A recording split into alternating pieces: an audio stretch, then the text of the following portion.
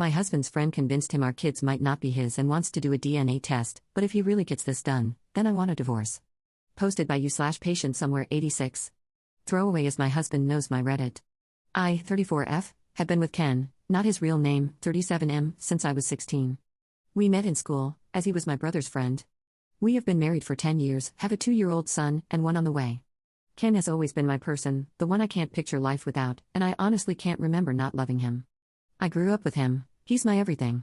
Unfortunately, Ken has this issue where he takes on everyone else's feelings deeply.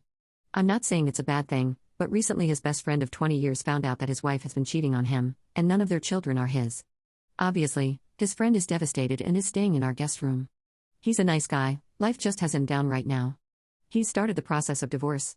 The more time Ken spends with his friend, the more depressed and distant he's become. Our mornings used to start with me waking up at 6 a.m. with our son, making breakfast, and then, around 8 a.m., waking Ken up with coffee and some breakfast before dropping our little one off at nursery and going to work. Ken works from home most days, only going into the office on Mondays. I'd give him his coffee, he'd give me a kiss, and I'd head off on my happy little way. After work, I'd pick up our son and go home, where Ken would usually be making tea. I'd clean up afterward while he bathed our son and put him to bed. I thought this was life. It might sound boring to some, but it was my life, and I loved it. Our house was filled with love. We'd spend our nights cuddling, talking, and watching movies. We'd have date night once a month, take our son out together on Saturdays, and visit family or host friends on Sundays. You get the picture, I'm rambling, sorry. Anyway, for the past month, things have been changing. Ken is more depressed. I make him coffee in the morning and just get a mumbled thanks. I come home from work, and he and his friend are in the living room watching sports. Now, I'm the one making tea and bathing our son. Neither of them will barely talk to me. We don't go out on weekends together anymore. I feel like a single parent. I've tried talking to Ken about it, but I only get one-word answers. Then he stays up until about 1 a.m., which I know isn't super late, but I'm passed out by then. I'm exhausted, alone, and pregnant. I miss my husband. Yesterday, I came home from work, and you know when something just doesn't feel right? I went to find Ken to see what he was doing since his friend wasn't in the house, but Ken's car was. He was in his office looking up DNA kits for our son. I asked him why, and his response was, well, I just want to make sure all the kids are mine before I continue looking after them, as I'm not free childcare. This broke me. When I say I'm devastated, it's an understatement. If he thinks I've cheated on him, then surely the trust is gone. Is there any going back? Am I just being pregnant and hormonal? Would I be extreme for considering divorce? I could put the papers in an envelope with the results of the DNA test. I think I'm going to go cry in bed now. I had to take the day off work because I feel like I've just been gut punched. Update 11 hours later. Hello Reddit. Well, after my post earlier this afternoon, I cried and then read all your lovely comments. I couldn't be more grateful. I think posting about it here really helps for some reason. It's weird how telling complete strangers that I'm struggling with life seems to help. So, after my pity party, which couldn't last long due to being a parent, I called my stepmom and dad. My mom died when I was 10. They are coming to stay with me on Friday. Crying on the phone helped, although I'm not really sure they could truly understand a word of what I was saying. I've spoken to Ken, well, more like spoke at Ken, telling him that his friend has until Thursday to leave. I'm not a monster and can't just tell him to leave at the drop of a hat. I've also told Ken he needs to leave too. While yes, I could go to my dad's house, I don't want to disrupt my little one more than necessary, and all the things for my baby are here too. Especially since I'm 8 months along, it just seems stupid for me to be the one to leave. I've made it a point not to emphasize that it's my house either. I'm trying to be calm and sensible. I'm not 100% sure Ken listened, but I did message his sister, who is a force to be reckoned with, and she said she will make sure he's gone by Thursday night. The things I've told Ken I want include, yes, he can have the DNA test, but I'll be damned if I'm the one to organize it. He can also have one for the baby, as I have nothing to hide. I know some people have questioned why I'm so against it. Let me make something clear, I would never cheat because, as I said in my last post, Ken is, or was, I don't know, my person. He's the only man I've ever been with, so that isn't a concern of mine. I'm just hurt that he wants one because it clearly means he doesn't trust me. So, what do I want? I want him to have the DNA tests, mainly so I can make him eat the results, not literally, I'm just venting. I'm also going to suggest couples therapy. I already see a therapist due to losing my mom and my little sister in a car crash when I was younger. I want to suggest that he sees one alone, but you can lead a horse to water, and you can't make him drink. I don't want to force him to do anything he doesn't want to do. I want him to maintain contact with our son. Yes, he doesn't believe he's the father right now, but that's no reason to neglect him. He is his son, and I don't want to upset my little one. Yeah, he's only 2, but still, he deserves all the love from both his parents. He's done nothing wrong. And then, of course, the same goes for this baby when she comes along. I'm still not sure about the state of my marriage, but even if divorce ends up being the outcome, I need to be able to get through to him so he can be the father he once was. Am I going insane? Do I sound insane? I don't know why writing here helps so much. Thanks, Reddit. Second update 6 days later. Hello again. I don't know how to update posts, so I just had to make another one. Following my 2 other posts, I will answer some questions. Yes, it is my house.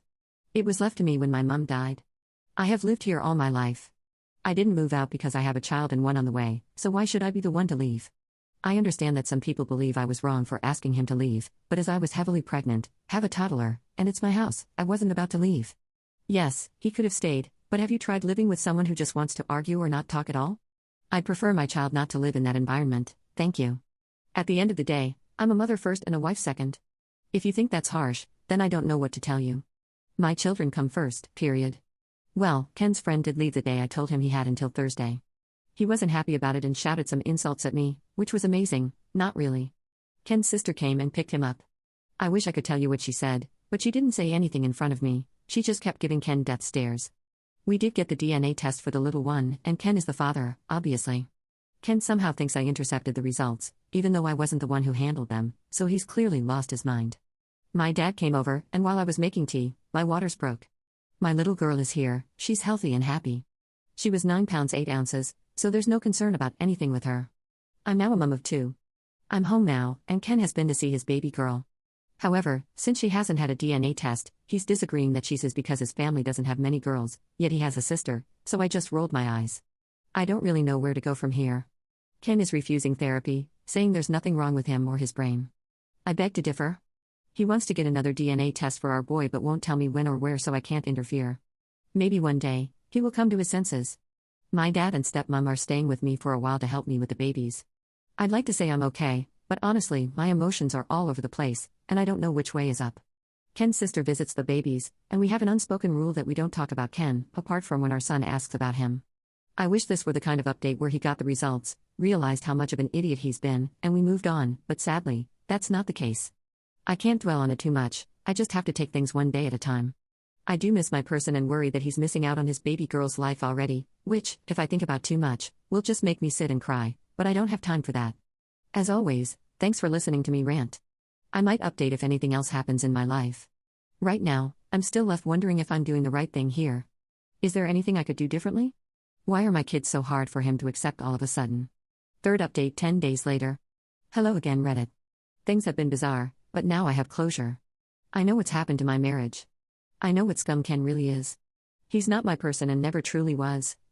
So now I just want to divorce him, cut my losses, and move on with my life. I'm still at home with my babies, settling into motherhood. My dad and stepmom are still here, but they will be leaving soon once I'm more emotionally stable. To say I'm okay would be a lie, but I now know what I need to do. I have some sort of closure with Ken. I know what happened with him, and I know that it's not my fault. It turns out Ken was having an affair and has a baby on the way. Even typing that makes me want to throw up. I found this out when a visibly pregnant woman knocked on my door and asked me when I would be leaving the house, as it's Ken's house. When I say this confused the crap out of me, I mean it. I talked to this woman for a while to try to work out what she was talking about. It turns out that she's Ken's side piece. Well, technically, in her head, she's his fiancée. A month ago, Ken got down on one knee and proposed to her in my friggin' kitchen. Classy, right? So, they have been seeing each other for a while.